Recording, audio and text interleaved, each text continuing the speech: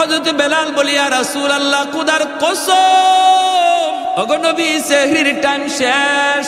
যেই মাত্র বেলাল কয় খোদার কসম সেহরির টাইম শেষ, তখনই মায়ার নবী কয় কি তাড়াতাড়ি গোসল, সেহরির টাইম শেষ। বেলাল কসম খেয়ে ফেলছে, সেহরির টাইম শেষ। নবী যা ছিল সাথে সাথে হাত থেকে ফালাই দিয়েছেন। দুজন অপরিচিত একজন মানুষ নবীর সাথে খানা খাইতে বসছেন। সেই অপরিচিত মানুষ আর কেউ নন, তিনি হলেন জিব্রাইলে আমিন, ফেরেশতাদের সর্দার জিব্রাইলে আমিন। মায়ার নবীর সাথে সেহরি খাইতেছেন। ওই অবস্থায় দুজনে খানা বন্ধ করে দিলেন। এরপরে নবী ফজরের নামাজ পড়ালেন। নামাজ পড়ে নবী মিম্বরে বসলেন। বৈশেই নবী ডাক দিলেন, বেলাল কাছে আসো। কাছে আইনা বলেন, বেলাল প্রথমবার যখন তুমি বলছো নবী গো সেহরির টাইম শেষ, কিন্তু জিব্রাইল আমারে বলতেছেন নবী গো সেহরির টাইম আরো আছে, খান। সুবহানাল্লাহ কইতেন না আপনারা? তুমি বলছো সেহরির টাইম শেষ, জিব্রাইল আমারে কয় না আছে টাইম, খান। দ্বিতীয়বার যখন তুমি বলছো সেহরির টাইম শেষ, তখনও জিব্রাইল বলেন না গো নবী আরো আছে, খান। তৃতীয়বার তুমি যখন বলছো সেহরির টাইম শেষ, তখনও টাইম ছিল, কিন্তু যখনই তুমি কসম করে ফেলছো কসম খোদার সেহরির টাইম শেষ, তখন আল্লাহ পাক রব্বুল আলামিন কে জিব্রাইল যদিও সেহরির টাইম শেষ ছিল, কিন্তু আমার বেলাল কসম খায় ফেলছে। আমার বেলালের দাম আমি আল্লাহর কাছে কি পরিমাণ জানো না? আমার বেলালের কসমের ইজ্জত রক্ষায় আমি আল্লাহ টাইম থাকলেও অফ করে দিলাম। আরেকটু জোরে কন্যা সুবহানাল্লাহ। ছিল টাইম, আরো ছিল, খাওয়ার সুযোগ ছিল, কিন্তু বেলালের কসমের ইজ্জত রক্ষায় আল্লাহ টাইমটারে অফ করে দিয়েছেন। জোরে কোন সুবহানাল্লাহ। আহাদুন লাইসা কামিসলি সামাদুন লাইসা কাফাদলি লিমানিল মুলকু তুগু ই তো সাজাওয়ার খুদাই তো খুদা ওয়ান্দায়ামি নি তো খুদা ওয়ান্দায়াসারি তো খুদাবন্দ জমিনি তো খুদাবন্দ সমাই তো রহিমি তো করিমি তো সামিঈ তো বসিরি তো মুইজ্জি তো মুযিল্লি তো মালিকিল আরশি বাজাই। একটু জোরে কোন আল্লাহু আকবার। এজন্য বলি রে যুবক, যৌবন কালটা হলো আল্লাহর ওলি হওয়ার বয়স। বেলাল হাবশী যৌবনেই তিনি আল্লাহরে খুশি করে ফেলছেন। যৌবন কালেই তিনি জিরো থেকে হিরো হয়েছেন। যৌবন কালেই তিনি ছিলেন গোলাম, গোলাম থেকে মায়ার নবীর পার্সোনাল সেক্রেটারি হয়েছেন। যৌবন কালেই বেলাল মসজিদে নববীর মুয়াজ্জিন হয়েছেন। আল্লাহু আকবার জোরে কর। তোমার যৌবন কালটা হলো আল্লাহকে খুশি করার বয়স। কারণ যৌবনে যখন যুবক আল্লাহর গোলামি করে, যৌবনকালে যুবককে যখন মসজিদে পাওয়া যায়, একজন যুবককে যৌবনে যখন রোজা রাখতে দেখা যায়, যৌবনকালে যখন বাপ মার সেবা করতে পাওয়া যায়, যৌবনকালে যখন মুরব্বীদের শ্রদ্ধা করতে দেখা যায়, যৌবনকালে যখন আল্লাহর ভয় অন্তরে পাওয়া যায়, গান বাজনার আয়োজন করে না, করে তো করে ওয়াজ মাহফিলের আয়োজন করে, ওই যুবক যৌবনে ওলির খাতায় নাম উঠায় নেয়। লা ওয়ারাকাল কাফি। মায়ের নবী বলেন, যার গুনাহ করার সুযোগ ছিল, সামর্থ্য ছিল, এরপর আল্লাহর ভয়ে যে যুবক গুনাহ করে না, সুযোগ ছিল রাতের অন্ধকারে জিনা ব্যভিচার করার, সুযোগ ছিল দরজা বন্ধ কইরা খানা খাইয়া মানুষের সামনে রোজাদার সাজার, সুযোগ ছিল দরজা বন্ধ করে পানি পান কইরা মানুষের সামনে রোজাদার সাজার, এরপরও যেই যুবক যৌবনে আল্লাহরে ডরাইয়া মানুষের চোখে ফাঁকি দিলেও আল্লাহর চোখে ফাঁকি দেওয়া যায় না, এই বিশ্বাস অন্তরে নিয়ে যেই যুবক সর্বদা আল্লাহর ভয় অন্তরে রেখে চলছি, মায়ার নবী দয়ার নবী বলেন, ওই যুবকের কলিজার দিকে তাকাইয়া আল্লাহ পাক আসমান জমিন এখনো টিকায়া রাখছি। নতুবা জমিন প্রতিনিয়ত আল্লাহর কাছে আবদার করে, মালিক আর কত আমি গুনাহগারের পায়ের আওয়াজ শুনবো, আর কত আমি সুদখোরের 5তলা বিল্ডিং এর লোড নিব, আর কত আমি ঘুষখোরের 10তলা বিল্ডিং এর লোড নিব।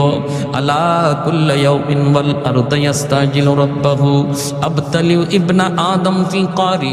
মালিক অনুমতি দাও, অনুমতি দাও, এই ফরিদপুরের গুনাহগারগুলির আমি জমিনের ভিতরে গিলে ফেলি, আমি সুদখোরের 5তলা বিল্ডিংটা গিলে ফেলি, তুরস্কের জমিন 5তলা 10তলা বিল্ডিং গিলে ফেলেছে, সিরিয়ার জমিন 50,000 মানুষ গিলে ফেলেছে। আল্লাহ পাক বলে হাদিসে কুদসি, আল্লাহ পাক বলে শুধু তুরস্ক আর সিরিয়ার জমিন নয়, বাংলার জমিন, ফরিদপুরের জমিন, সিলেটের জমিন, সর্বকালের সর্বযুগের সর্ব জায়গার জমিন আল্লাহর কাছে আবদার করে, মালিক আর কত আমি গুনাহগারের পায়ের আওয়াজ শুনবো। আসবিরু ইলা মাতা আসবিরু, ধৈর্য ধরব তো আর কতকাল ধৈর্য ধরব। আল্লাহ বলেন ওয়াল বাহরা ইস্তাজিলু রাব্বাহু, সাগর মহাসাগর গুলো এমন প্রতিনিয়ত আবদার করে, ও মালিক আমি কক্সবাজার সমুদ্র সৈকত, ওই কক্সবাজার সমুদ্র সৈকতের পারে আইসা নাফরমান কত গুনাহ করে, আমি সমুদ্র আর কত দেখব, আর কত আমি গুনাহগারের গুনাহ দেখব গো মালিক। আমার পারে আইসা তোমার কত গোলাম আমার দিকে তাকায় সুবহানাল্লাহর জিকির করে, তোমার কুদরত নিয়ে ভাবে, কিন্তু কত নাফরমান সাগরের পারে আইসা গুনার আয়োজন করে। ও মালিক এই গুনাহগারগুলি জমিনরে নাপাক করে ফেলেছে, আমাকে অনুমতি দাও আমি পানি নাপাক জমিন পাক বানায় দিই। আল্লাহ পাক রব্বুল আলামিন বলে চুপ কর, এ জমিন থাম থাম, আমি আল্লাহ দেখতেছি এই জমিনে কেমন অন্যায় হয়, আমি আল্লাহ দেখতেছি এই জমিনে কেমন অন্যায় হয়, কেমন অপরাধ হয়, কেমন গুনাহ হয়, কেমন জুলুম হয়, এরপরও আমি কেন ধরি না জানো নি? কারণ এই মানুষকে আমি আল্লাহ বড় আদর করে বানাইছি, এই মানুষকে আমি আল্লাহ বড় আদর করে বানাইছি। আসমান আল্লাহ বানাইছেন কুন ফায়াকুন বইলা, জমিন আল্লাহ বানাইছেন কুন ফায়াকুন বইলা, ফেরেশতা আল্লাহ বানাইছেন কুন ফায়াকুন বইলা, কিন্তু আমারে আপনারে আল্লাহ পাক কুন ফায়াকুন বইলা বানায় নাই। আমারে আপনারে যখন আল্লাহ বানাইছে, আল্লাহ বলে খলাকতু বিয়াদাইয়া, আমি আল্লাহ আমার নিজের হাত দিয়া বান্দা বান্দিরে বানাইছি। কারণ এই চেহারার মধ্যে এত দামি কপাল, এই কপাল দিয়া বান্দা আমার কুদরতি কদমে সেজদা দিবে। এই কপালটার এত দাম, এই কপাল ফেরেশতাদের হাতে বানাইলে হয় না, এই কপাল কুন ফায়াকুন বললেও হয় না, আমি আল্লাহ নিজের হাতে বানাইছি। এই জমিনের মধ্যে এখনো এমন 4টা শ্রেণী আছে, লাউলা মাশাইখু রুক্কা ওয়াশ শাবাবু খুশা ওয়াল আতফালু রুদ্দা ওয়াল আনআমু রুদ্দা। আল্লাহ বলে এখনো জমিনের ভিতরে এমন আমার কিছু বান্দা বান্দি আছে, চুল দাড়ি তার সাদা হয়ে গেছে, কোমরে তার ব্যথা, হাঁটুতে তার ব্যথা, আমি আল্লাহর কদমে সেজদা দিতে তার কষ্ট হয়, এরপর কষ্ট করে করে আমি আল্লাহকে সেজদা দেয়। তার সেজদার দিকে তাকাইলে জমিনের প্রতি আমি আল্লাহর মায়া লেগে যায়। ওয়াশাবাবু খুশা, আল্লাহ বলে 2 নম্বর কোন জমিনে এমন কিছু যুবক যৌবনের পাগলামি করে না, গুনার আয়োজন করে না, না যৌবনে তার মাথায় টুপি পাওয়া যায়, যৌবনে তার মুখে দাড়ি দেখা যায়, যৌবনে তার মসজিদে পাওয়া যায়, যৌবনে তার রমজানে রোজা রাখতে দেখা যায়, যৌবনে মুরব্বিদের শ্রদ্ধা করতে পাওয়া যায়, যৌবনে আলেমদেরকে তাজিম করতে দেখা যায়। ওই যুবকের কলিজার দিকে যখন আমি আল্লাহ তাকাই, তখন এই গুনাহগার জমিনের প্রতি আমি আল্লাহর মায়া লেগে যায়। এজন্য বলি যুবক, যৌবন কালটারে অনেক মূল্যায়ন করো। যত আল্লাহর ওলি হইছেন এই জমিনে সবাই ওলি হইছেন যৌবনকালে, যৌবনকালেই সবাই অলির খাতায় নাম লেখাইছেন। অতএব নিয়ত করো রমজানের রোজা একটাও ছাড়বো না, তারাবির নামাজ আমি ছাড়বো না, রমজানে আমার আল্লাহ নারাজ হয় এমন কোনো কাম করবো না। যখনই তুমি এমন নিয়ত করবা, এমন নিয়ত করবা, সাথে সাথে আল্লাহ পাক রব্বুল আলামিন তোমার উপর খুশি হয়ে যাবে। আর মুরব্বীদের সাথে বেয়াদবি করবা না, কারণ সাদা দাড়ি সাদা চুল মুরব্বী আল্লাহর কাছে বড় দামি, বড় দামি। মুরব্বী বাবাজি যখন আল্লাহর কাছে হাত উঠায়, আল্লাহ বলে তখন আমার লজ্জা লাগে, লজ্জা। হঠাৎ করে নবী ডাক দিলেন, এ রাখাল এদিকে একটু আসো। বেলাল আওয়াজটা পাইলেন গর্তের ভিতর থেকে, কে যেন রাখাল কই ডাক দিল। বেলাল সামনের দিকে আগে আল্লাহ নবীর চেহারা দেখা, নবীর চেহারার দিকে বেলাল তাকায় রইছেন। আল্লাহর নবী তখন বলতেছেন, এরে রাখাল তোমার কাছে কোন ছাগলের উলানে দুধ আসেনি? আমার পানির তৃষ্ণা লাগছে, ক্ষুধাও লাগছে, একটু দুধ খাওয়াবানি। বেলাল হাবশি বলে, মুসাফিরকে আপনি চিনি না, কিন্তু আমি আপনাকে আপনি যা চাইছেন তা খাওয়াইতাম।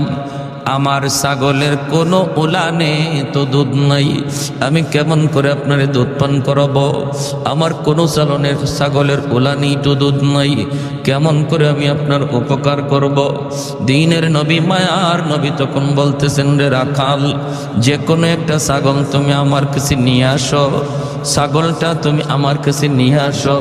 ছাগল আনা হলো তোমার কাম, উলানে হাত দেওয়া আমি নবীর কাম, আর দুধ পৌঁছে দেওয়া আমার আল্লাহর কাম। আর একটু জোরে সুবহানাল্লাহ। বেলাল অবাক হয়ে গেলেন, অবাক অবাক, কয় কি মুসাফির, একটা মরা ধরা ছাগল, জীর্ণ শীর্ণ একটা ছাগল আল্লাহর নবীর কাছে হাজির করলেন। উলানে দুধের কোনো বংশ নাই।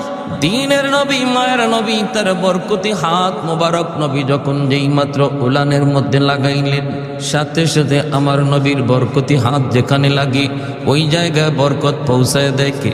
আরেকটু জোরে বলেন কে? নবীজি যেই মাত্র হাত মোবারক লাগায় দিলেন, সাথে সাথে উলানটা দুধে ভরপুর হয়ে গেল। আল্লাহর নবী দুধ দহন করলেন, পাত্রে নিলেন, নবী নিজে খাইলেন, আবু বকর সিদ্দিক খাইলেন, বেলালকে নবী খাওয়াইলেন।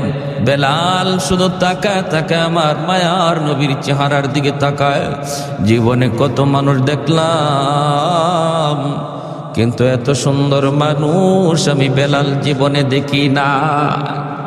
কে সেই মহামানব? কি তার পরিচয়? বেলাল এতটাই নবীর এই মুজিজা দেখা, যে বকরিতে দুধের কোনো বংশ নাই, কোনো বাচ্চা নাই, কাচ্চা নাই, এই বকরিতে দুধ আসলো কেমনে? আর ইনি কে? কি তার পরিচয়? এতটুকু কথা বেলাল এদিন আর জিজ্ঞেস করলেন না। বেলাল হাবশি তিনি বকরিগুলা লইয়া চলে গেলেন। মাথার মধ্যে শুধু এক চিন্তা, গেলেন বাড়িতে, মালিকের বাড়িতে, বাড়িতে বকরিগুলি রাখলেন। রাতের বেলা গেলা বেলাল ঘুমাবে, ঘুম তো আসে না, ঘুম তো আসে না। কি দেখলাম, কারে দেখলাম, তিনি কে? কি হলো? কে সেই মহামানব?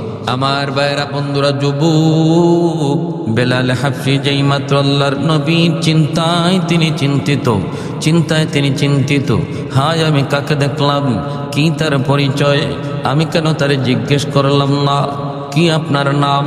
কে আপনি? কোত্থেকে এসেছেন? ঠিক আছে, আগামীকাল জিজ্ঞেস করব। আগামীকালও বেলাল ইচ্ছা করে বকরি নিয়া মায়ার নবীজি গুহায়, ওই গারে হেরার পাশেই বকরি রাখালি শুরু করলেন। মনে মনে চিন্তা হলো, আজ যদি উনি আমাকে ডাক দেয়, আজও আমি ওনার কাছে যাব, যাইয়া ওনাকে জিজ্ঞেস করব, আপনি কে, কি আপনার পরিচয়? দ্বিতীয় দিন বেলাল গেলেন, কিন্তু মায়ার নবী তারে ডাকও দিলেন, নবীজির কাছেও গেলেন। আগের দিনের মতোই দুধ দহন হলো, কিন্তু বেলাল নবীর কাছে যাওয়া মাত্রই মনের সমস্ত প্রশ্নের কথা তিনি নবীর চেহারা দেখে ভুলে যায়। মনের কথা বলতে পারেন না, মনের কথা মনেই থেকে যায়। ওই দিন আল্লাহ নবীকে শুধু নয়ন জোড়া তিনি দেখলেন। আল্লাহু আকবার। চলে গেলেন ওই দিনও। এই রাত বেলালের ঘুম নাই, খাওয়া নাই, একটাই টেনশন, কে সেই মহামানব? আমি কেন তার কাছে গেলে পরে কথা বলতে পারি না? আমি কেন তার কাছে গেলে পরে আমার মনের কথা জানাইতে পারি না? কে সেই মহামানব? বেলাল কয়, আগামীকাল আর মিস করব না, আগামীকাল আর মিস করব না।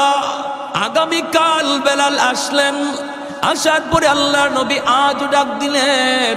ডাক দিয়ে মায়ার নবী জিজ্ঞেস করেন, রাখাল, 3 দিন তুমি এই জায়গায় আসতেছো, ও রাখাল বলো না তুমি কার বকরি রাখালি করো? কি তোমার নাম? এইবার বেলাল বলতেছে, আমার নাম হলো বেলাল, আমার বাড়ি হলো হাবশায়, আমি হলাম উমাইয়ার গোলাম, আমি তার বকরি রাখালি করি। আল্লাহর নবী, দয়ার নবী যখন প্রশ্ন করলেন, তখনই বেলাল চিন্তা করলেন, এখনই আমার টাইম যায়, এখনই সুযোগ যায়। জিজ্ঞেস করতেছে, ওগো মহামানব, আপনি তো আমাকে জিজ্ঞেস করলেন আমার নাম, আমার পরিচয়, কিন্তু আপনার নাম কি, আপনার পরিচয় কি? এই কথাটা 3 দিন মনের ভিতরে নিয়ে আসি জিজ্ঞেস করব, কিন্তু আপনার নুরানি চেহারা দেখার পর আমি ভুলে যাই। কৌনৈন মুখতার খোদা তুমকো বানায়া, कौनैन मुख्तार खुदा तुमको बनाया, उम्मत का निगाहबान खुदा तुमको बनाया, उम्मत का निगाहबान खुदा तुमको बनाया। मौला मेरा आका मेरा रहमत की नबी है, तजदार मदीना ही तो माहे अरबी है, तजदार मदीना ही तो माहे अरबी है। अशजार ने देते हैं नबूवत की शहादा, तशकीक कमर में है तो अंगुल की इशारा, तशकीक कमर में है तो अंगुल की इशारा। मोहब्बतेर साथे सबाई बोली अल्लाहु আকবার, आवाज दिया बोली अल्लाहु আকবার। मायार नबी दयार नबी बोलेन আমার নাম মোহাম্মদ, আমার বাবার নাম আব্দুল্লাহ, আল্লাহ আমাকে নবী বানায় পাঠাইছে। বেলাল হাবশি কয় ইয়া রাসূলুল্লাহ, নাম শুনেছি, দাওয়াতের আওয়াজও কানে এসেছে, কিন্তু জীবনে দেখি নাই, আজ দেখলাম। ওগো নবীজি, যেদিন থেকে আমি আপনার নাম শুনেছি ওই দিন থেকে আপনার প্রেমে পড়েছি। আজ আমি নিজের চোখে দেখলাম, আজ 3 রাত আমি বেলালের ঘুম নাই। ওগো নবী, আমি আর দেরি করতে চাই না, এই মুহূর্তে আমাকে কালেমা পড়াইয়া মুসলমান বানায়া দে। বেলাল হাবশি মুসলমান হয়ে গেলেন। মুসলমান তো হলেন, সাথে সাথে আওয়াজ রটে গেল মক্কায়।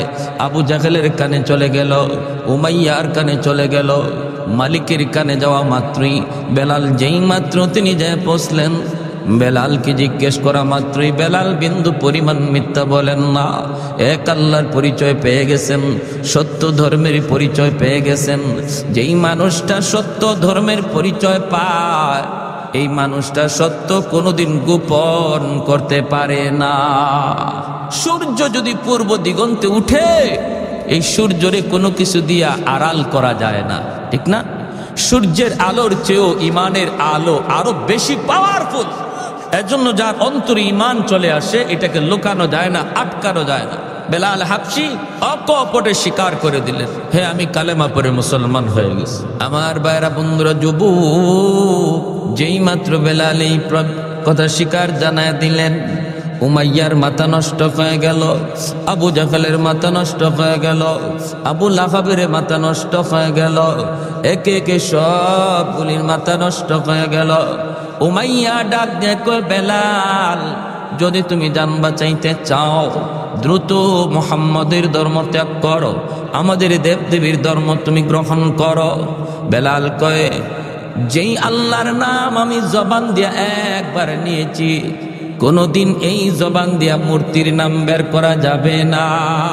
আহাদ আহাদ জবান দিয়া শুধু বের হয় আল্লাহ আল্লাহর জিকির, জবান দিয়া বের হয়।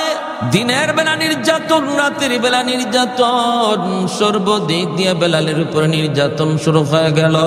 মালিকও পিটায়, উশৃঙ্খল যুবকগুলিও পিটায়, রাতের বেলাও পিটায়, দিনের বেলাও পিটায়।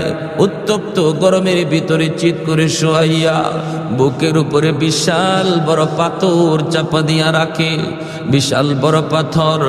আবার বডির দোনো দিক দিয়ে দাঁড়ালো কাটা রাখে, যেন বডিটা তিনি নড়াচড়া করতে না পারেন। এইভাবে রক্ত ঝরে, গোশতগুলি কষে কষে পড়ে। সিদ্দিকে আকবর একবার তিনি পার দিয়া যাইতেছেন, বেলালের কান্নার আওয়াজ, চিৎকারের আওয়াজ শুনে বেলাল কাছে গেলেন।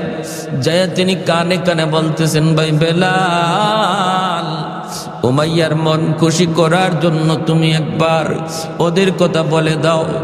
জান বাঁচানোর জন্য কখনো কখনো মিথ্যা বলাও জায়েজ, 3 জায়গায় মিথ্যা কথা বলা জায়েজ। জান বাঁচানোর জন্য মিথ্যা বলা জায়েজ।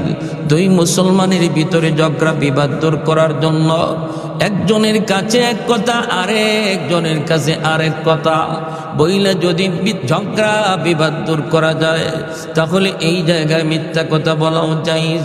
আপনি একজনে যায় বললেন, বাইরে কে বলেছে তোমার সে খারাপ জানে? আমি তো তার সাথে কথা বলেছি, কিন্তু সে তো তোমাকে ভালো জানে। না না, মূলত সে তোমার ভালো জানেও না, আপনি নিজের থেকে বলছেন। আরেকজনের কাছে গিয়া বললেন, ভাই তোমাকে অমুকে খারাপ জানে, কে বলছে? সে তো তোমার ভালো কয়, সে তোমার প্রশংসা কয়। মিথ্যা কথাটা আপনি নিজের থেকে বললেন। দুই মুসলমানের ঝগড়া দূর করার জন্য শরীয়ত এখানে মিথ্যা বলা জায়েজ বলেছে। আল্লাহু আকবার, জোরে বলেন। তো মিথ্যা কথা বইলে আরো ঝগড়া বাড়াই, ঠিক না?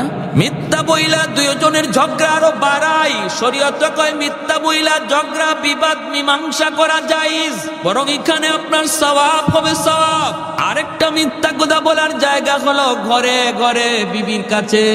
বলমু হ্যাঁ, আপনি যদি মনে করেন বিবি সাহেব বড় গরম মানুষ, আপনি সত্য কথা বললে ঘরে গন্ডগোল লাগতে পারে।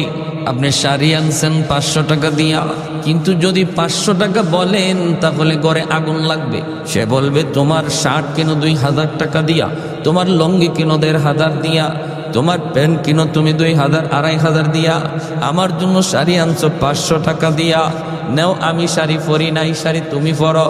যদি এমন কোনো গন্ডগোল লাগার ভয় বা আশঙ্কা থাকে, তাহলে শরীয়ত বলে তুমি বলবা শাড়ির দাম 1500 দিছি। বেশ লাগাইয়া কইসলাম নি, এটা মাইক বন্ধ করে কইতাম। কারণ ঘরে গিয়ে যদি আপনি শাড়ি 1500 এখন, তাও তো ম্যাডামে বিশ্বাস করবো না, কব হুজুরে শিখাই দিছে। একটু হাত পাখা আছে না, দেন একটু হালকা করে দাও। এরকম কিছু সমস্যা আসেনি না নাই আমাদের? হ্যাঁ, শহরে এক ধরনের, শহরে দেখবেন কিছু কিছু পুরুষ আছে ম্যাডামের কথা ছাড়া লড়েই না। ম্যাডাম যা কয় তা। উনিও বাজারে ব্যাগ লয়ে লয়ে পিছনে হাঁটে, মনে হয় ড্রাইভার সাহেব। মাঝে মাঝে নাম ধরেও ডাক দেয়। স্বামীর নাম ধরে ডাক দেওয়া এটা একটা আলট্রা মডার্ন একটা ট্র্যাডিশন হয়ে গেছে, ঠিক না? শহরে বন্দরে নাম ধরে যদি এই আব্দুল করিম এদিকে আসো, তো আর দোকানদার কি হাজবেন্ড ভাববে না ড্রাইভার ভাববে? ড্রাইভারই তো ভাববে। এই সমস্ত জায়গার মধ্যে পেস লাগে। ওই সমস্ত জায়গার মধ্যে শাড়ি যদি আনে 1000 টাকা দিয়া, হয় 3000, নাহলে ঝগড়া বাড়বে। আবার গ্রামে গঞ্জে একটু সিস্টেমটা উল্টা।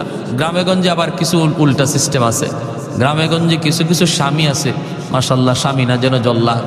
স্ত্রী যে বিবি সাপ ভয় পায়, কঠিন ভয় পায়।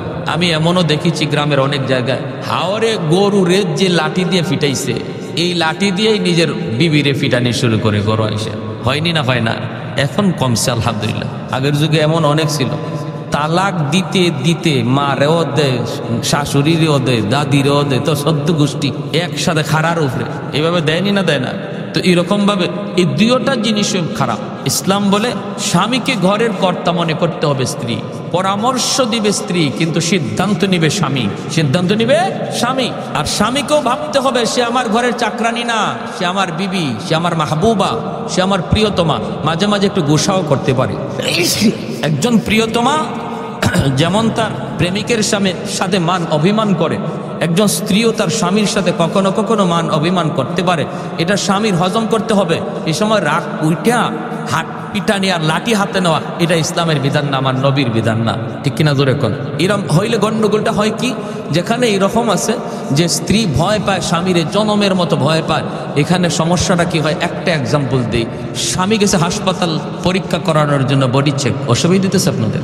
বডি চেক করাবে, ডাক্তার বলছে প্রস্রাব পরীক্ষা করতে হবে। উনি বাড়িতে এসে প্রস্রাব বোতলের মধ্যে রাখছে, সকালে নিয়ে পরীক্ষা করবে। বিবি সাহেব বাথরুমের ভিতরে ঢুকছে, পা লাগিয়া স্বামী যে বোতলে প্রস্রাব রাখছিল এই প্রস্রাব পড়ে গেছে। এখন তো বিবি স্বামীরে জল্লাদের মতো ভয় পায়। বাপরে বাপ, 19 থেকে 20 হইতে আমার উপরে যে তুফান ছুটে, যে লাঠি পিটা শুরু হয়। আমি যদি বলি তোমার প্রস্রাব পড়ে গেছে আমার অনিচ্ছায়, আমি বুঝি নাই, আমার পা লাগিয়ে পড়ে গেছে, তাহলে না জানি কি তুফান আর কি ঝড় উঠে। দরকার নাই, আমার প্রস্রাব ঢুকায় তো রাখি। তখন বিবি সাহেব নিজের প্রস্রাব বোতলে ঢুকায় রাখছে। পরের দিন উনি তো ওনার প্রস্রাব মনে করে নিয়ে গেছে হাসপাতাল পরীক্ষা করতো। ডাক্তার পরীক্ষার রিপোর্ট দিকে একবার স্বামীর চেহারার দিকে তাকায়, আর একবার রিপোর্টের দিকে তাকায়। এখন তো স্বামী ডরায় গেছে। স্বামী ডরায় বলতেছে, স্যার আপনি আমার দিকে এইভাবে তাকাইতেছেন, স্যার ঘটনা কি? আমার পেটে কি হয়েছে স্যার? আমি বাঁচবো না মরবো? স্যার কয়, আমিও তো ভাবতেছি ঘটনাটা কি, তুমি পুরুষ না মহিলা? কয়, স্যার এটা কি কোন? আমি একজন পুরুষ মানুষ। কয়, তোমারে তো দেখতেছি আমিও পুরুষ, কিন্তু আমার রিপোর্ট বলতেছে তুমি মহিলা। কয়, কেন, কি হয়েছে? কয়, রিপোর্টে তোমার পেটে 7 মাসের বাচ্চা। 7 মাসের বাচ্চা কি আর পুরুষে নেই? না, তো মহিলা। কয়, ইন্না লিল্লাহ। স্যার এতদিন গেল এক ভাই, এখন দিয়ে আরেক ভাই। ঘটনা কি? এই যে পেজটা লাগলো, এটা ভয় পাওয়ার কারণে লাগছে না? আর যেখানে স্বামী স্ত্রীরে ভয় পায়, এখানে আরেকটা এক্সাম্পল দেখেন। বেচারা 800 টাকা দিয়ে মাছ নিয়ে আসছে ঘরে, আইনা বিবির কাছে দিছে। বিবি জিজ্ঞেস করতেছে মাছ কত দিয়ে আনছো? তখন ডরে আর ভয়ে কয় 500 টাকা। যদি 800 কয় মাছের দাম, তাহলে বিবি ফায়ার হয়ে যাবে যে এত টাকা দিয়ে মাছ আনছো। কয় 500 টাকা। বাহ, ভালো তো, এত সুন্দর মাছ তুমি 500 টাকা দিয়ে নিয়ে আসলা, তুমি তো বাজার করা শিখে গেছো কিনা? তাই এতদিন বাজার করা শিখে নাই তো। উনি মাছ দিয়া জুম্মার নামাজে গেছে, নামাজ পড়ে আইসা দেখে অর্ধেক মাছ নাই। কয় অর্ধেক গেল কই? পাশের বাড়ির ভাবি আসছিল, ভাই নাকি আজকে মাছ আনে নেই। তো ভাবি বলতেছে তোমাদের এত মাছ? ভাবি আমাদের তো আজকে মাছ নাই, অর্ধেকটা মাছ আমাকে দিয়ে দাও না। তো আমিও দেখলাম আমাদের এত মাছ তো লাগে না, এজন্য অর্ধেকটা বিক্রি করে দিছি। কত দেয়া বেচছো? কয় 250। স্বামী কয় হাই রে আমার কপাল। কয় কেন, কিছে?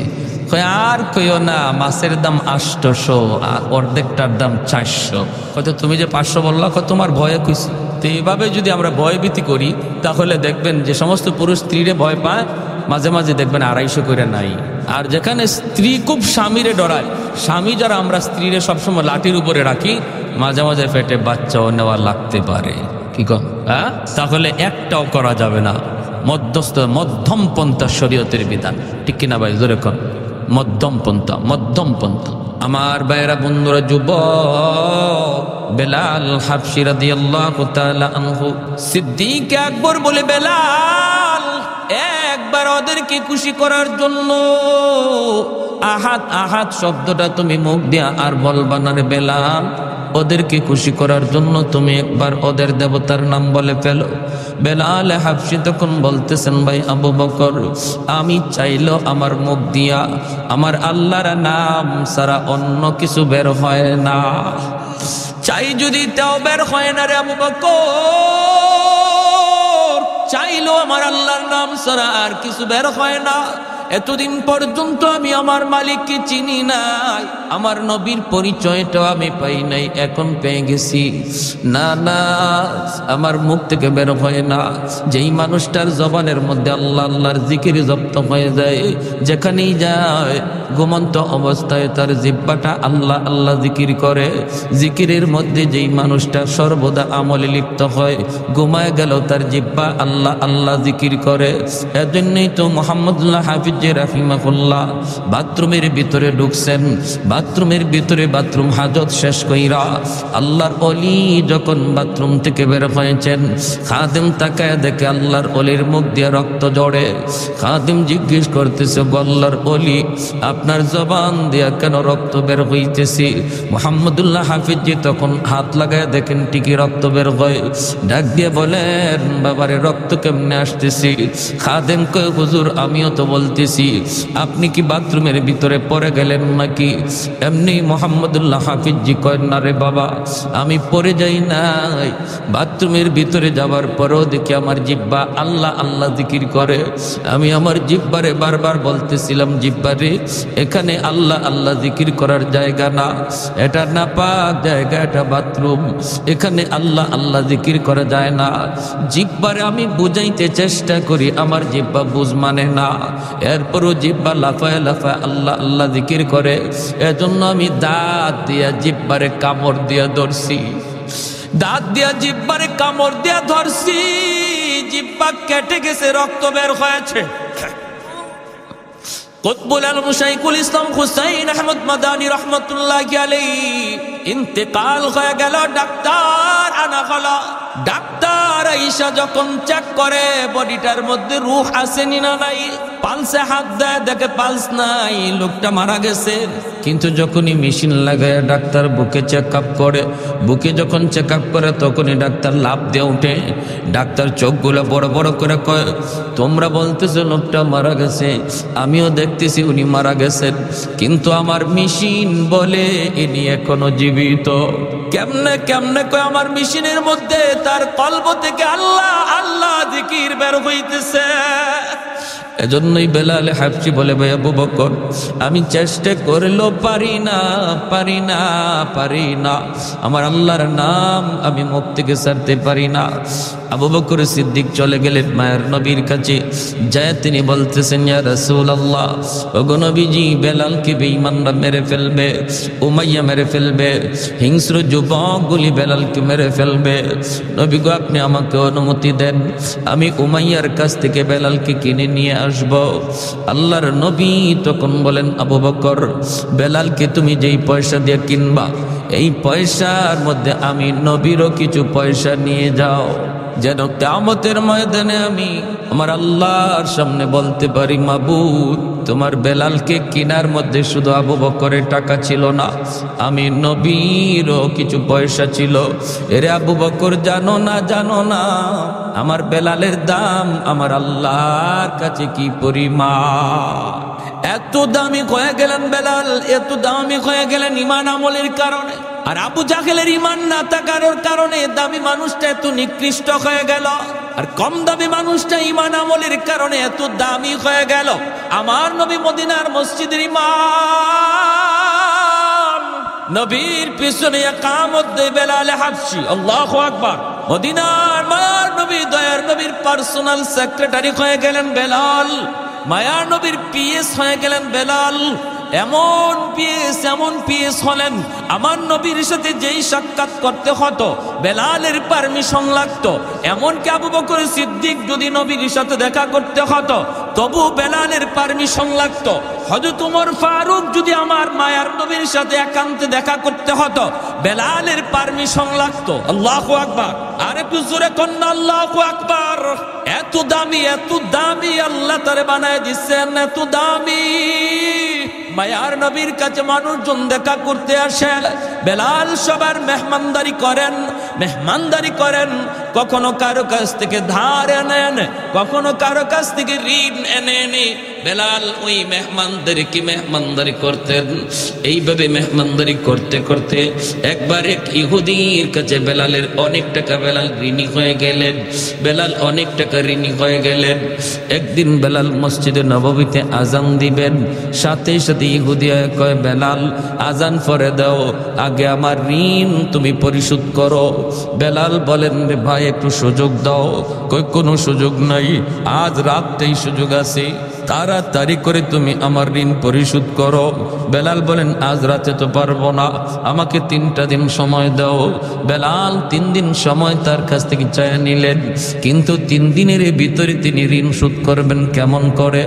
আল্লাহর নবীর কাছে বেলাল যায় কান্দে, নবী গো, ইহুদি আমার কাছে অনেক ঋণ পায়, এই ঋণটা আমি আনছি আপনার মেহমানদারি করানোর জন্য।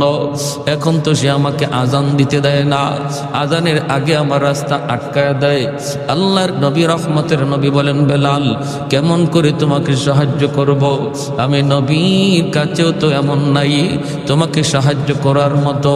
বেলাল তখন বলেন, নবী গো, তাহলে অনুমতি দেন, আমি মদিনার বাহিরে কোথাও চলে যাব, যাইয়া আমি কাজ করব, দিন মজুরির কাজ করব, যা পাই তাই কাজ করব, কাজকর্ম কইরা আমি তার ঋণটা পরিশোধ করার চেষ্টা করব। আল্লাহর নবী, মায়ার নবী, দয়ার নবী তিনি অনুমতি দিয়ে দিলেন। বেলাল রাতের বেলা তিনি কাপড় চোপড় গোছাইতেছেন, ফজরের পরেই বেলাল চলে যাবেন অন্য কোথাও, মদিনার বাহিরে তিনি কাজকর্ম করতে যাবেন। এইদিকে আমার মায়ার নবীর চোখেও ঘুম নাই, আমার মায়ার বেলাল আজ রাত পরই আমার কাছ থেকে চলে যাবি। বেলালেরও চোখে ঘুম নাই, আমার নবীকে কাল থেকে আমি আর দেখতে পাবো না। সারা রাত বেলালের চোখের পানি ঝরে, আর তিনি কান্দে। ওই অবস্থায় আমার ভাইরা বন্ধুরা, আল্লাহর নবীর কাছে ফজরের আগেই 40টা উট বুঝাই করা মাল আল্লাহর পক্ষ থেকে চলে এসেছে। আল্লাহর নবী, রহমতের নবী এক সাহাবীকে বলেন, সাহাবী দ্রুত যাও, যায় বেলালকে খবর দাও, বেলালের ঋণ পরিশোধ করতেছেন আল্লাহ নিজে। আর একটু জোরে কন্যা সুবহানাল্লাহ। ফজরের আগে সাহাবী যায় বেলালের ঘরে আওয়াজ দিলেন, বেলাল তোমার ঋণ পরিশোধ করার জিম্মাদারি আল্লাহ নিজে নিয়ে আনিছে। মায়ার নবী তোমার মসজিদ নববীতে ডাকে রে বেলাল। বেলাল মসজিদে নববীতে দৌড়ে আইসে দেখেন 40টা উট বুঝাই করা মাল। মায়ার নবী দয়ার নবী বলেন, বেলাল মদিনা থেকে তোমার চলে যাওয়াটা আমার আল্লাহ পছন্দ করে নাই, আমি নবীও মেনে নিতে পারি নাই। তোমার দিলের হালত আর আমি নবীর দিলের হালত আমার আল্লাহ দেখছেন। আল্লাহ পাক রব্বুল আলামিন তোমার ঋণের জিম্মাদারি নিয়ে নিছে। যাও, যতগুলি টাকা ওই ইহুদি পাইব, আরো যারা পাইব ঋণগুলা পরিশোধ করো, বাকি মাল গরিবদের ভিতরে বন্টন করে দাও। এ ভাই, এজন্য বলতেছিলাম, দেখেন আল্লাহ পাক রব্বুল আলামিনের কাছে কত দামি হয়ে গেলেন কালো বেলাল।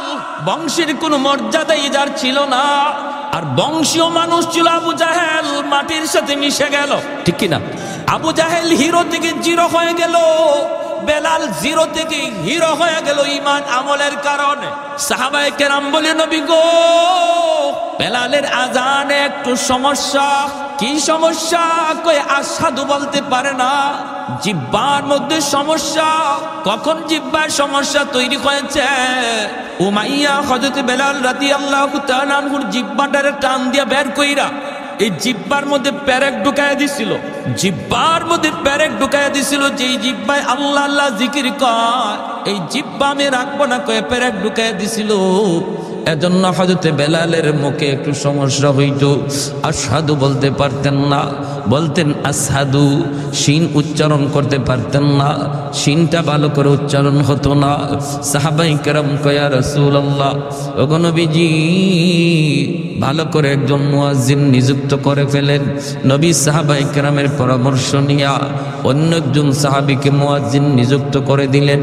এশার নামাজের পরই নবী বলেন, বেলাল, ফজর থেকে আর আযান দেওয়া লাগবে না। এই কথা শুনতেই যেন বেলাল হাবশির মাথায় আসমান ভেঙে পড়ল। এশার নামাজ পড়ে সবাই যার যার ঘরে চলে যায়, কিন্তু মসজিদে নববী থেকে গেলেন না শুধু একজন, তিনি আর কেউ নন, তিনি হলেন বেলাল হাবশি। মসজিদ নববীর কোনায় খাম্বার কিনারায় বইসা বইসা চোখের পানি জড়ে আল্লাহর কাছে কান্দে আর কয়, মালিক, ও মালিক, তোমার হাবিব আমারে মুয়াজ্জিনের চাকরি থেকে বাতিল করে দিছি। ও মালিক, আমি তোমার হাইকোর্টে আমি আবেদন করলাম, আপিল করলাম হাইকোর্টে, নিম্ন আদালতে আমার চাকরি বাতিল, উচ্চ আদালতে আমি আপিল করলাম। মাওলা, এই শিন উচ্চারণ করতে পারি না কেন? আল্লাহ, তোমার নাম নেওয়ার কারণে আমার জিহ্বায় পেরেক মারছি, এজন্য আমি শিন উচ্চারণ নিতে পারি না। এটা তো আমার কোনো দোষ না। আল্লাহ, হয় তুমি আমার জিহ্বা ভালো করে দাও, নতুবা আজান বদলায় দাও। আল্লাহু আকবার। হয় মালিক, আমার জিহ্বা তুমি ভালো করে দাও, নতুবা আমি যেভাবে বলি এইভাবে আজান বানায় দাও। আল্লাহু আকবার, আল্লাহু আকবার। কত বড় আবদার আল্লাহর দরবারে। আল্লাহ পাক রব্বুল আলামিন তার হাবিবকে জানিয়ে দিয়েছেন, বন্ধু, আজানও বদলিবে না, আমার বেলালের জিহ্বা যেভাবে আছে এইভাবেই থাকবে, জিহ্বাও ভালো হবে না। আমি আল্লাহর নাম নেওয়ার কারণে জিহ্বা যে ক্ষত, এই ক্ষত আমি আল্লাহ বেলালের হাসরের মাঠে দেখতে চাই। হাসরের মাঠে বেলাল আমাকে ওই জিহ্বা দেখাবে, যেমন অবস্থায় আছে অবস্থায় থাকবে, আজানও বদলিবে না। ভাইরা বন্ধুরা, ফজরের আজান দিলেন অন্য একজন মুয়াজ্জিন। আজান তো হয়ে গেল, নামাজের টাইম হয়ে গেল। আমার নবী, মায়ের নবী, তিনি বের হয়েছেন হুজরা থেকে নামাজ পড়াবেন মসজিদে নববীতে। সাহাবায়ে কেরাম সবাই অপেক্ষায়, মায়ের নবী হুজরা থেকে বের হয়েছেন নামাজ পড়াবেন, কিন্তু সূর্য তো ওঠে না, রাত তো পোহায় না। ফজরের নামাজটা পড়তে হয়, একটু রাত যখন শেষ হয়ে যায়, সুবহ সাদিকের পরে ফজর যখন শুরু হয়, একটু আকাশটা ফর্সা হওয়া শুরু করে, তখন সুন্নাত ফজরের নামাজ পড়া সুন্নাত। আমার নবী ওই সময়টার অপেক্ষা করেন, একটু আকাশটা ফর্সা হবে। কিন্তু না না, অন্যদিন যেই টাইমে আকাশ ফর্সা হয়ে যেত, আজ ওই টাইমে আকাশ ফর্সা হইতেছে না, অন্ধকার শুধু আরো বাড়তেছে, অন্ধকার শুধু বাড়তেছে। সাহাবায়ে কেরামের ভিতরে অস্থিরতা, আল্লাহর নবীর ভিতরে অস্থিরতা। কই সকাল তো হয় না, আকাশ তো ফর্সা হয় না। আল্লাহর কাছে নবী জানতে চাইলেন, মালিক ও মালিক, কিয়ামত কি তুমি গোটায় দিবা নাকি? আল্লাহ, কিয়ামত কি হয়ে যাবে নাকি বুঝতেছি না গো আল্লাহ, নাকি আমরা কোনো আযাবের সম্মুখীন? আল্লাহ বলে, বন্ধু কি হয়েছে? কই মালিক, কেন এখনো সকাল হয় না, ফর্সা হয় না? ফজরের নামাজ তো পড়ব, কিন্তু এত অন্ধকারে কেমন করে নামাজ পড়ি? আল্লাহ, ফজরে আজান বুঝি হয়, এখনো বুঝি ফজরের টাইম হয় নাই, ফর্সা হয় নাই।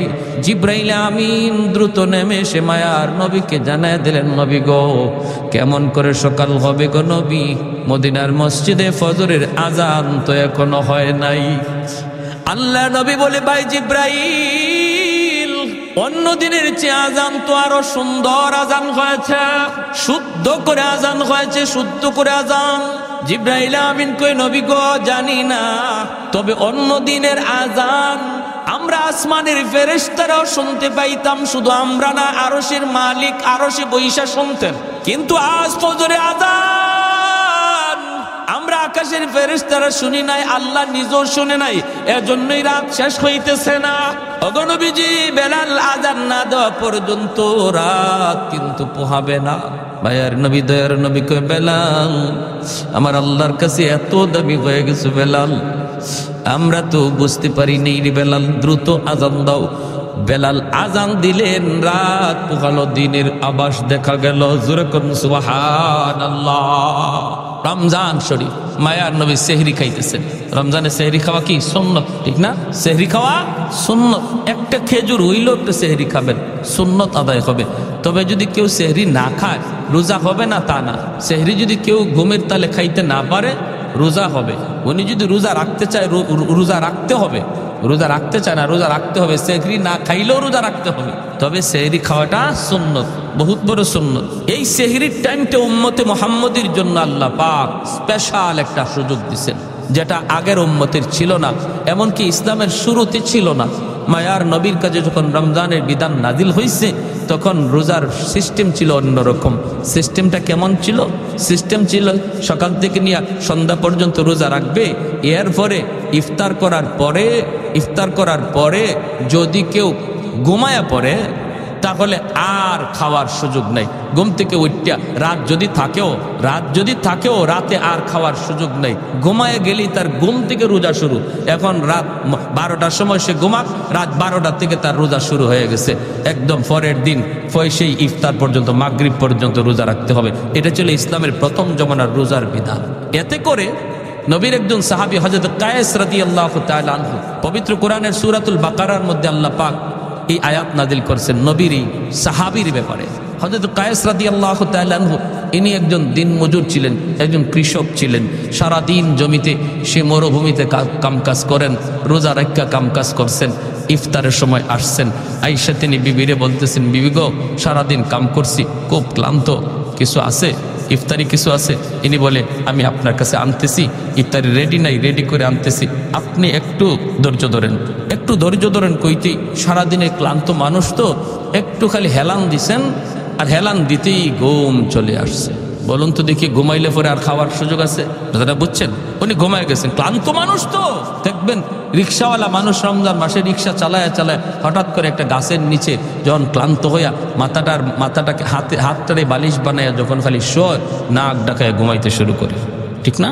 ঘুমায় যায়। তো উনি ঘুমায় গেছে। বিবি সাহেব আসছে, আইসেই যখন দেখে বিবি স্বামী ঘুমায় গেছে, ইন্না লিল্লাহি ওয়া ইন্না ইলাইহি রাজিউন, তখন উনি ঘুম থেকে লাফ দিয়ে উঠছে। দুজন হাত পা সেইরা একদম অসহায় হয়ে দাঁড়ায় রয়েছে। বিবি সাহেব কাঁদতেছে, স্বামী গো, এখন তুমি কেমনে রোজা রাখবা? রোজা তো রাখবাই, তো রোজা রাখতে গেলে এখন অবস্থাটা কি হবে? সারাদিন গেছে, তুমি কিছু খাও নাই, এখন ইফতার করবা, একটু দেরি হইতে তুমি ঘুমায় গেলা, ঘুমাইছো তো, এখন আর তোমার খাওয়ার সুযোগ নেই, এখন কেমনে কি করবা? এনে না খাইয়া এই রাত থেকেই রোজা রাখা শুরু হয়েছে। সারাদিন ক্ষুধার্ত, তৃষ্ণার্ত, আবার সারা রাত গেল না খাওয়ায়, পরের দিনও রোজা শুরু হয়ে গেছে। পরের দিন রোজা শুরু হয়েছে, যখন দুপুর হয়ে গেছে তখনই উনি ওনার মাঠেই যেখানে কাজ করতে বেহুশ হয়ে পড়ে গেছেন। বিবি সাহেব আল্লাহর নবীর কাছে গিয়ে বলতে, ইয়া রাসূলুল্লাহ, আমার স্বামীর এই অবস্থা। আল্লাহর নবী, রহমতের নবী আল্লাহর কাছে আবদার করলেন, মালিক, আমার উম্মতের জন্য বিধানটা কঠিন হয়ে গেছে, আল্লাহ একটু আসান করো। সাথে সাথে আল্লাহ পাক জিব্রাইল আমিন মারফতে কোরআনের আয়াত নাজিল করে ওই সাহাবীর দিকে লক্ষ্য করে আল্লাহ জানাই দিলেন, বন্ধু, আজ থেকে তোমার উম্মতের বিধান আমি আসান করে দিলাম।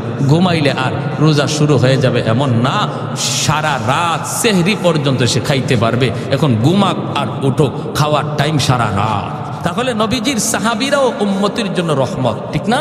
একজন সাহাবীর কারণে আমরা রোজার বিধানটা আসান পাইছি, আর নাইলে কিন্তু আমাদেরও এইরকমই হইতো। ঘুমাই, খালি একটু ঘুমাইবেন, শেষ, আর খাওয়ার সুযোগ নেই, রোজা শুরু হয়ে যেত। এই সাহাবীর ঘটনার পরে রোজার বিধানটারে আল্লাহ আমাদের জন্য সহজ করে বলেন, সকাল থেকে নিয়ে মাগরিব পর্যন্ত, ইফতার পর্যন্ত তোমরা রোজা রাখবা, খাইবা না, পানি পান করবা না। আর ইফতারের পর থেকে নিয়ে সেহরি পর্যন্ত সারা রাত তোমরা যখন মন চায় যা খাও, তোমাদের জন্য সে সুযোগ করে দেওয়া হয়েছে। আল্লাহ নবী সেহরি খাইতে বসছেন, বেলাল হাবশি আজান দিবেন, ফজরে আজান। মুয়াজ্জিন সাহেবরা আজান দেওয়ার আগে ইমাম সাহেবের একটু খবর নেই। তো বেলাল হাবশি রাদিয়াল্লাহু তাআলা আনহু তিনিও ফজরে আজান দিয়ে দিবেন, সেহরির টাইম শেষ হয়ে গেল। তিনি তো চিন্তা করতেছেন, আমার নবী এখনো কি তিনি খানা খান নাকি খানা থেকে সেরে ফেলছেন, একটু যায় দেখে আসি। বেলাল চলে আসলেন আল্লাহর নবীর কামরায়, আইসা দেখেন মায়ার নবী এখনো খানা খাইতেছেন, আর নবীর সাথে আর একজন অপরিচিত মানুষ খানা খাইতেছে। আল্লাহর নবীকে খানা খাওয়া দেখেই বেলাল ডাক দিয়া বলতেছে, নবী গো, সেহরির টাইম শেষ হয়ে গেছে গো নবী, আর খানা খাইয়েন না। আল্লাহর নবী দেখে বলতেছেন, বেলাল কি কইছ? বলে, নবী গো, সেহরির টাইম শেষ। ঠিক আছে। বেলাল চলে গেছেন। বেলাল মনে মনে ভাবছেন, তাহলে তো নবী এখন খানা শেষ করে ফেলবেন। বেলাল চলে গেছেন। চলে যাওয়ার পর একটু পরে আজান দিবেন, আসছেন, কই দেখি কে নবী এখনো খানা খায়া শেষ করছেন নি। আয়া দেখেন নবী এখনো তিনি খানা খাইতেছেন। বেলাল ডাক দিয়া বলে, ইয়া রাসূলুল্লাহ, সেহরির টাইম শেষ, খানা খায়েন না। নবী কয়, ঠিক আছে। বেলাল আবার চলে গেলেন। যাইয়া একটু পরে আজান দেওয়ার আগেই ভাবতেছেন যে দেখি এখনো নবী খানা খায়া শেষ করছেন নি। আইসা দেখেন মায়ার নবী এখনো খানা খাইতেছেন। এইবার হযরত বেলাল বলি, ইয়া রাসূলুল্লাহ, খোদার কসম, ওগো নবী, সেহরির টাইম শেষ। যেই মাত্র বেলাল কয়, খোদার কসম, সেহরির টাইম শেষ, তখনই মায়ার নবী কয়, কি তাড়াতাড়ি গোসল, সেহরির টাইম শেষ। বেলাল কসম খেয়ে ফেলছে, সেহরির টাইম শেষ। নবী যা ছিল সাথে সাথে হাত থেকে ফালাই দিচ্ছেন। দুজন অপরিচিত একজন মানুষ নবীর সাথে খানা খাইতে বসছেন। সেই অপরিচিত মানুষ আর কেউ নন, তিনি হলেন জিব্রাইল আমিন, ফেরেশতাদের সর্দার জিব্রাইল আমিন। মায়ার নবীর সাথে সেহরি খাইতেছেন। ওই অবস্থায় দুজনে খানা বন্ধ করে দিলেন। এরপরে নবী ফজরের নামাজ পড়ালেন। নামাজ পড়ে নবী মিম্বরে বসলেন। বৈশী নবী ডাক দিলেন, বেলাল কাছে আসো। কাছে আইনা বলেন, বেলাল, প্রথমবার যখন তুমি বলছো নবী গো সেহরির টাইম শেষ, কিন্তু জিব্রাইল আমারে বলতেছেন নবী গো সেহরির টাইম আরো আছে, খান। সুবহানাল্লাহ কইতেন না? তুমি বলছো সেহরির টাইম শেষ, জিব্রাইল আমারে কয় না, আছে টাইম, খান। দ্বিতীয়বার যখন তুমি বলছো সেহরির টাইম শেষ, তখনও জিব্রাইল বলেন না গো নবী, আরো আছে, খান। তৃতীয়বার তুমি যখন বলছো সেহরির টাইম শেষ, তখনও টাইম ছিল, কিন্তু যখনই তুমি কসম করে ফেলছ, কসম খোদার সেহরির টাইম শেষ, তখন আল্লাহ পাক রব্বুল আলামিন কে, জিব্রাইল, যদিও সেহরির টাইম শেষ ছিল, কিন্তু আমার বেলাল কসম খায় ফেলছে। আমার বেলালের দাম আমি আল্লাহর কাছে কি পরিমাণ জানো না? আমার বেলালের কসমের ইজ্জত রক্ষায় আমি আল্লাহ টাইম থাকলেও অফ করে দিলাম। আর একটু জোরে কন্যা সুবহানাল্লাহ। ছিল টাইম, আরো ছিল, খাওয়ার সুযোগ ছিল, কিন্তু বেলালের কসমের ইজ্জত রক্ষায় আল্লাহ টাইমটারে অফ করে দিয়েছেন। জোরে কম সুবহানাল্লাহ। আহাদুন লাইসা কামিসলি সামাদুন লাইসা কাফাদলি লিমানিল মুলকু তুগু ইতু সাজাওয়ার খুদাই তু খুদা ওয়ান্দে ইয়ামি নি তু খুদা ওয়ান্দে ইয়াসারি তো খুদা বন্দে জমিনি তো খুদা বন্দে সমাই তো রহিমি তো করিমি তো সমিঈ তো বসিরি তো মুইজ্জি তো মুযিল্লি তু মালিকিল আরশি বাজাই। একটু জোরে করুন আল্লাহু আকবার। এজন্য বলি রে যুবক, যৌবন কালটা হলো আল্লাহর ওলি হওয়ার বয়স। বেলাল হাবশী যৌবনেই তিনি আল্লাহরে খুশি করে ফেলছেন। যৌবন কালেই তিনি জিরো থেকে হিরো হয়েছেন। যৌবন কালেই তিনি ছিলেন গোলাম, গোলাম থেকে মায়ার নবীর পার্সোনাল সেক্রেটারি হয়েছেন। যৌবন কালেই বেলাল মসজিদে নববীর মুয়াজ্জিন হয়েছেন। আল্লাহু আকবার জোরে কর। তোমার যৌবন কালটা হলো আল্লাহকে খুশি করার বয়স। কারণ যৌবনে যখন যুবক আল্লাহর গোলামি করে, যৌবনকালে যুবককে যখন মসজিদে পাওয়া যায়, একজন যুবককে যৌবনে যখন রোজা রাখতে দেখা যায়, যৌবনকালে যখন বাপ মার সেবা করতে পাওয়া যায়, যৌবনকালে যখন মুরব্বীদের শ্রদ্ধা করতে দেখা যায়, যৌবনকালে যখন আল্লাহর ভয় অন্তরে পাওয়া যায়, গান বাজনার আয়োজন করে না, করে তো করে ওয়াজ মাহফিলের আয়োজন করে, ওই যুবক যৌবনে ওলির খাতায় নাম উঠায় নেয়। লা ওয়ারাকাল কাফি, মায়ের নবী বলেন যার গুনাহ করার সুযোগ ছিল, সামর্থ্য ছিল, এরপর আল্লাহর ভয়ে যেই যুবক গুনাহ করে না, সুযোগ ছিল রাতের অন্ধকারে জিনা ব্যভিচার করার, সুযোগ ছিল দরজা বন্ধ কইরা খানা খাইয়া মানুষের সামনে রোজাদার সাজার, সুযোগ ছিল দরজা বন্ধ করে পানি পান কইরা মানুষের সামনে রোজাদার সাজার, এরপরও যেই যুবক যৌবনে আল্লাহরে ডরাইয়া মানুষের চোখে ফাঁকি দিলেও আল্লাহর চোখে ফাঁকি দেওয়া যায় না, এই বিশ্বাস অন্তরে নিয়ে যেই যুবক সর্বদা আল্লাহর ভয় অন্তরে রেখে চলছি, মায়ার নবী দয়ার নবী বলেন ওই যুবকের কলিজার দিকে তাকাইয়া আল্লাহ পাক আসমান জমিন এখনো টিকায়া রাখছি, নতুবা জমিন প্রতিনিয়ত আল্লাহর কাছে আবদার করে মালিক আর কত আমি গুনাহগারের পায়ের আওয়াজ শুনবো, আর কত আমি সুদখোরের 5তলা বিল্ডিং এর লোড নিব, আর কত আমি ঘুষখোরের 10তলা বিল্ডিং এর লোড নিব। আলা কুল্লা ইয়াউমিন ওয়াল আরদু ইস্তাজিলু রাব্বাহু আবতালিউ ইবনা আদম ফি কারি, মালিক অনুমতি দাও, অনুমতি দাও, এই ফরিদপুরের গুনাহগারগুলির আমি জমিনের ভিতরে গিলে ফেলি, আমি সুদখোরের 5তলা বিল্ডিংটা গিলে ফেলি, তুরস্কের জমিন 5তলা 10তলা বিল্ডিং গিলে ফেলেছে, সিরিয়ার জমিন 50,000 মানুষ গিলে ফেলেছে। আল্লাহ পাক বলে হাদিসে কুদসি, আল্লাহ পাক বলে শুধু তুরস্ক আর সিরিয়ার জমিন নয়, বাংলার জমিন, ফরিদপুরের জমিন, সিলেটের জমিন, সর্বকালের সর্বযুগের সর্ব জায়গার জমিন আল্লাহর কাছে আবদার করে মালিক আর কত আমি গুনাহগারের পায়ের আওয়াজ শুনবো, আসবিরু ইলা মাতা আসবিরু, ধৈর্য ধরব তো আর কতকাল ধৈর্য ধরব। আল্লাহ বলেন ওয়াল বাহরা ইস্তাজিলু রাব্বাহু, সাগর মহাসাগর গুলো এমন প্রতিনিয়ত আবদার করে ও মালিক আমি কক্সবাজার সমুদ্র সৈকত, ওই কক্সবাজার সমুদ্র সৈকতের পারে আইসা নাফরমান কত গুনাহ করে, আমি সমুদ্র আর কত দেখব, আর কত আমি গুনাহগারের গুনাহ দেখব গো মালিক, আমার পারে আইসা তোমার কত গোলাম আমার দিকে তাকায় সুবহানাল্লাহর জিকির করে, তোমার কুদরত নিয়ে ভাবে, কিন্তু কত নাফরমান সাগরের পারে আইসা গুনার আয়োজন করে। ও মালিক এই গুনাহগারগুলি জমিনে নাপাক করে ফেলেছে, আমাকে অনুমতি দাও আমি পানি নাপাক জমিন পাক বানায় দিই। আল্লাহ পাক রব্বুল আলামিন বলে চুপ কর, এ জমিন থাম থাম, আমি আল্লাহ দেখতেছি এই জমিনে কেমন অন্যায় হয়, আমি আল্লাহ দেখতেছি এই জমিনে কেমন অন্যায় হয়, কেমন অপরাধ হয়, কেমন গুনাহ হয়, কেমন জুলুম হয়, এরপরও আমি কেন ধরি না জানো নি? কারণ এই মানুষকে আমি আল্লাহ বড় আদর করে বানাইছি, এই মানুষকে আমি আল্লাহ বড় আদর করে বানাইছি। আসমান আল্লাহ বানাইছেন কুন ফায়াকুন বইলা, জমিন আল্লাহ বানাইছেন কুন ফায়াকুন বইলা, ফেরেশতা আল্লাহ বানাইছেন কুন ফায়াকুন বইলা, কিন্তু আমারে আপনারে আল্লাহ পাক কুন ফায়াকুন বইলা বানায় নাই। আমারে আপনারে যখন আল্লাহ বানাইছে, আল্লাহ বলে খালাকতু বিয়াদাইয়া, আমি আল্লাহ আমার নিজের হাত দিয়া বান্দা বান্দিরে বানাইছি। কারণ এই চেহারার মধ্যে এত দামি কপাল, এই কপাল দিয়া বান্দা আমার কুদরতি কদমে সেজদা দিবে, এই কপালটারে তো দাম, এই কপাল ফেরেশতাদের হাতে বানাইলে হয় না, এই কপাল কোন ফাকুন বলল হয় না, আমি আল্লাহ নিজের হাতে বানাইছি। এই জমিনের মধ্যে এখনো এমন 4টা শ্রেণী আছে, লাউলা মাশাইখু রুক্কা ওয়াশ-শাবাবু খুশা ওয়াল আতফালু রুদ্দা ওয়াল আনআমু রুদ্দা। আল্লাহ বলে এখনো জমিনের ভিতরে এমন আমার কিছু বান্দা বান্দি আছে, চুল দাড়ি তার সাদা হয়ে গেছি, কোমরে তার ব্যথা, হাঁটুতে তার ব্যথা, আমি আল্লাহর কদমে সেজদা দিতে তার কষ্ট হয়, এরপর কষ্ট করে করে আমি আল্লাহকে সেজদা দেয়। তার সেজদার দিকে তাকাইলে জমিনের প্রতি আমি আল্লাহর মায়া লেগে যায়।